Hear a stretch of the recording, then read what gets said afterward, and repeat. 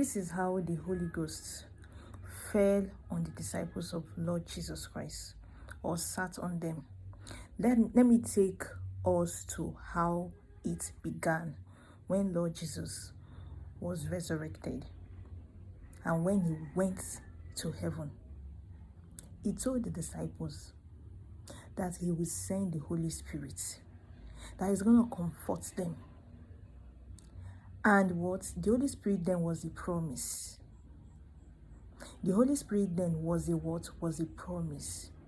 So when he left, the disciples of the Lord Jesus Christ, they went their way, started doing their normal lives, So, but this was what they did not stop doing.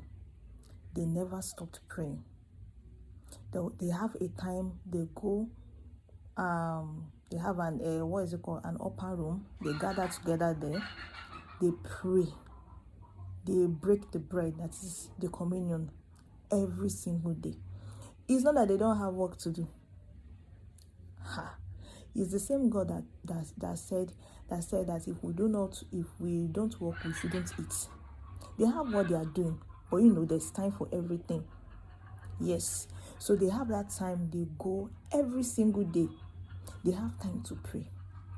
They have the time that they do their own works too. Remember, this video is about how the Holy Ghost fell on the disciples of the Lord Jesus Christ. But I want to take us to how it all started, so that we all will understand. Let's go.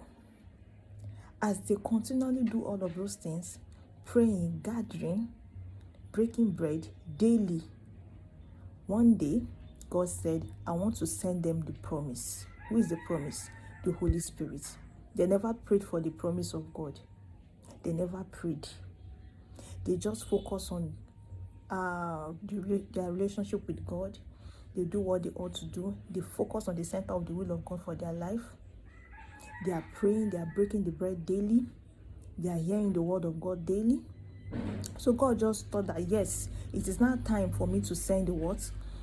Send the promise. The Holy Ghost is the promise. So one particular day like that they have already gathered, praying, the Holy Ghost fell on them, and they all blast in tongues. As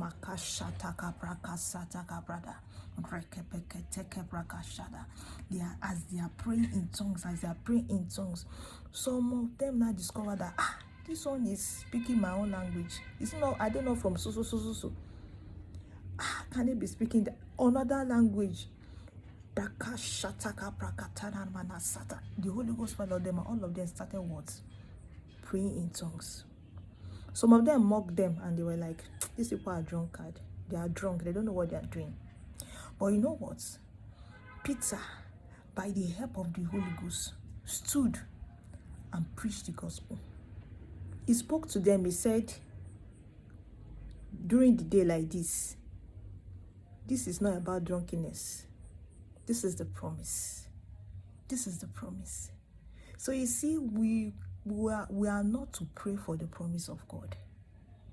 God by himself have promised, and he's a God that does not fail. He will send the promise to you. We are only meant to pray for the will of God. We are only meant to pray for the will of God to be done on earth as it is in heaven.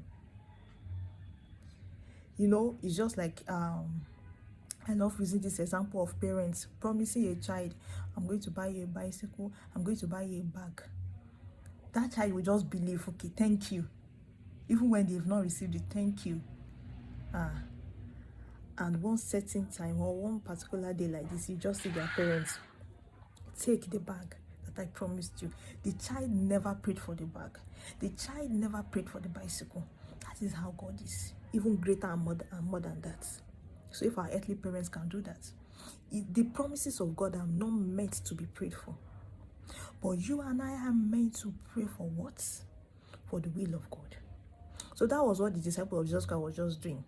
They are in the center of God's will, breaking the bread daily, hearing the word of God daily, praying for the will of the Lord to be done, and the Holy Ghost sat and fell on them, and they blast in tongues. It has never happened to them in their lifetime. They have not experienced such. But Peter, by the help of the Holy Ghost, stood and told them that this is the promise of God. Remember when Jesus, he was not reminding them of everything. When Jesus was resurrected, when he went to heaven, remember what he said? Remember what he told us? He started preaching the gospel to the people. Those people, there are more than thousands. There are more than thousands there. He started preaching the gospel to the people, telling them, you remember? You remember? And as he was preaching the word, telling them about the King David, telling them about the resurrection and the death of the Lord Jesus Christ. So those people that heard the word was pricked in their hearts. It was not the first time that Peter preached to, but nothing happened when he was preaching. But now it is different because of the Holy Ghost is the one doing it. He sat on Peter.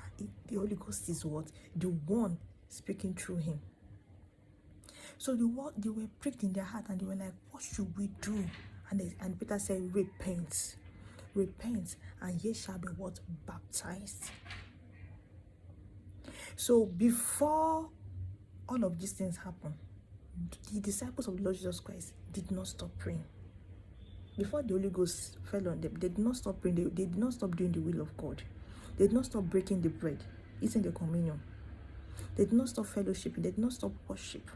They did not stop like reading the word of God. So the promises of God, like one promise, and the most important promise is the Holy Ghost. Every other promise comes through the Holy Ghost. Every other promise comes through him. So the first promise you and I received is the promise of the Holy Ghost. So this is how it fed on the disciples of the Lord Jesus Christ, and it is still falling up to today. I hope this message has blessed you. So comment, share, like, and see you on the next video.